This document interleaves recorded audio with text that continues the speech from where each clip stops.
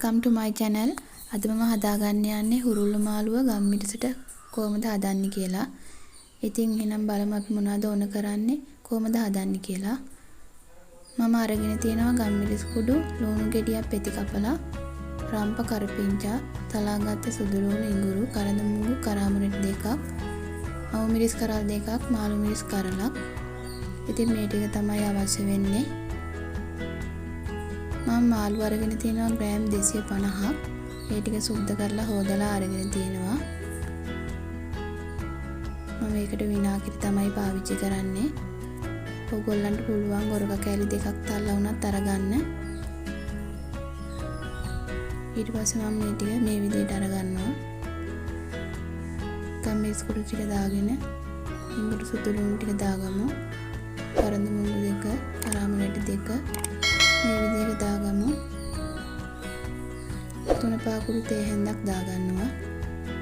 කාකුරු තේ හැඳි කාලයි. ලුණු තේ හැන්දක්. විනාගිරි අවශ්‍ය පමණට දාගන්න පුළුවන්. ඊට පස්සේ මම මේ ටික හොඳින් කලවම් කරගන්නවා. මාළු ටික පොඩි වෙන්නේ නැති වෙන්න මේ විදිහට අනා ගන්න.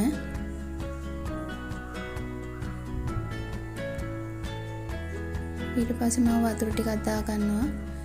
මාළු ටික වැයෙන ප්‍රමාණයට දා ගන්න ඕන.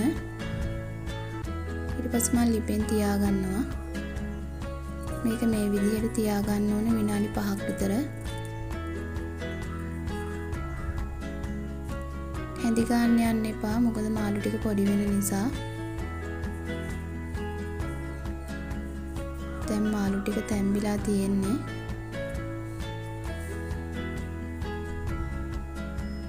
මේකට පොල් කටු හැන්දක් තමයි පාවිච්චි කරන්න ඕන. මොකද විනාගිරි දාලා තියෙන නිසා. ඊට පස්සේ මම දාගන්නවා පොල් කිරි කෝප්ප කාලක්. ඒකත් මේ විදිහට දාලා තියා ගන්න ඕන විනාඩි 5ක් විතර. මාළු එක හොඳින් තැම්බෙනකම් තියා ගන්න ඕන. ඊට පස්සේ මේ විදිහට හොලව ගන්න.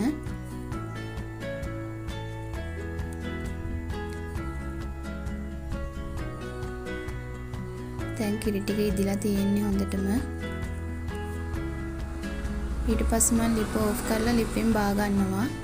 දැන් ජාත්‍යල් ලිපේ තියාගෙන මේ විදිහට තෙල් ටික දා ගන්න ඕන.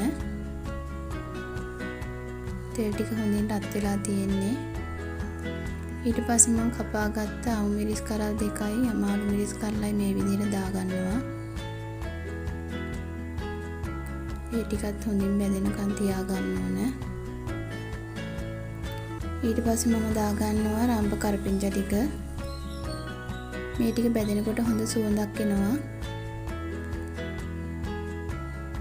මිරිස් ටික හොඳට තැම්බෙනකම් මේ විදිහට තියා ගන්න.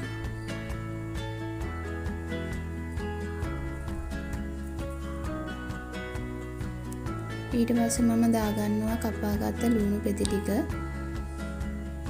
මම රවුම් පෙති කපාගෙන තියෙන්නේ. ඒකත් මේ විදිහට හොඳින් කලවම් කරගන්න ඕන. දැන් මම ලිප ඕෆ් කරගන්නවා. ඊට පස්සේ මම මේක මාළුවට දාගන්නවා. මේ විදිහට හොඳින් දාගන්න.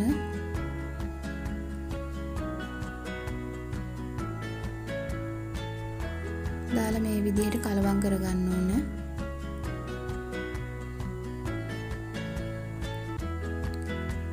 මේ ටික දාලි වෙරලා විනාඩියක් විතර ගියාට පස්සේ මම භාජනයකට තව දාගන්නවා. ඉතින් හරිම සුවඳක් එනවා. ඉතින් මේ වගේ හදලා ඔයගොල්ලෝ රස බලන්න. ඇත්තටම හරිම රසයි. මාව subscribe කරන්න අමතක කරන්න එපා.